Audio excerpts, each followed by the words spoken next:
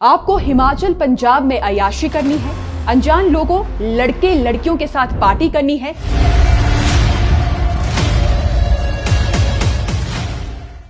लड़कियों को क्लब्स में जाकर साइड इनकम कमानी है, तो आप इस नंबर पर कॉल कीजिए, इस लड़की से संपर्क कीजिए, ये आपको सारे इंतजाम चुटकियों में करवा देगी।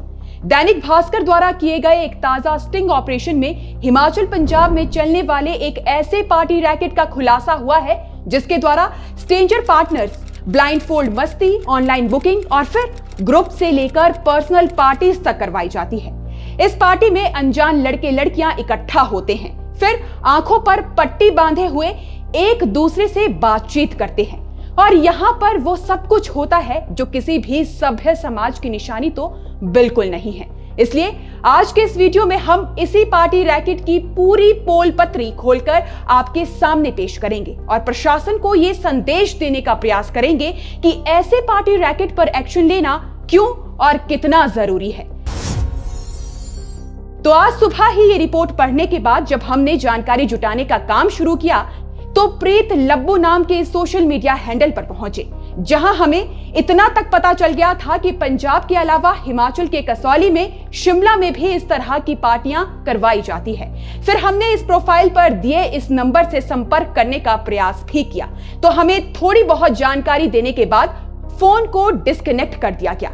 लेकिन इसके जरिए हम इतना जरूर जान गए थे कि ये दाल कितनी काली है। तो फिर सबसे पहले तो ऐसी पार्टीज के लिए जेनजी को टारगेट किया जाता है, लाउड मार्केटिंग की जाती है और फिर बेची जाती है मेंबरशिप, जिसका रेट 499 से शुरू होकर हजारों रुपए तक जाता है।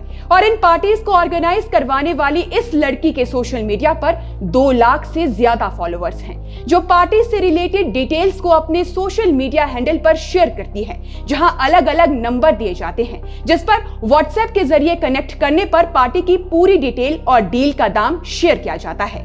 साथ ही इस पार्टी में शामिल होने वालों से लोकेशन को सीक्रेट रखने को कहा जाता है और फिर फ्राइडे, सैटरडे और संडे को उन्हें पार्टी की लोकेशन भेजकर कभी पंजाब तो कभी हिमाचल में बड़े लेवल पर ऑर्गेनाइज करवाया जाता है, जहां शराब, कबाब, शवाब जैसे हर तरह के इंतजाम होते हैं। हमने इस पड़ताल के दौरान कुछ ऐसी पोस्ट भी पाई हैं जिसमें लड़कियों को साइड इनकम कमाने के लिए हायर किया जा रहा है और उन्हें साफ तौर पर कहा जा रहा है कि free entry, free drinks, no work, just enjoy, यानी कोई काम नहीं, कोई जिम्मेदारी नहीं, बस मौजूद रहना है। अब सवाल यह है कि अगर कोई काम है ही नहीं तो फिर बुलाया क्यों जा रहा है।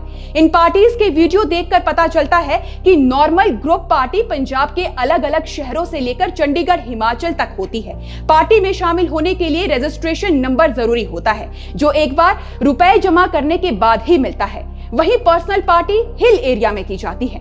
इस सोशल मीडिया पेज पर हाउस पार्टी के वीडियो में युवती ने बताया कि पार्टी शुक्रवार, शनिवार और रविवार को होती है, जो कि हर सप्ताह चंडीगढ़, मोहाली और पंचकुला में होती है। पर्सनल पार्टी शिमला और मनाली में करवाई जाती है। सोशल मीडिया पर इन पार्टियों के नाम से कुछ वीडियो जारी किए गए हैं, जिसमें दिखाया गया है कि लड़के और लड़कियां आपस में ब्लाइंड फोल्ड कॉन्वर्सेशन कर रहे हैं। इसका मतलब यह है कि दोनों की आंखों पर पट्टी बंधी होती है, दोनों एक दूसरे से अनजान होते हैं और आपस में बातचीत करते हैं। इस बातचीत में ना सामने वाला दिखता है और ना उसकी पहचान पता चलती है। ऐसे हालात में शोषण का खतरा कई गुना बढ़ जाता है। लड़के हो या लड़कियां, कोई भी सुरक्षित नहीं कहा जा सकता।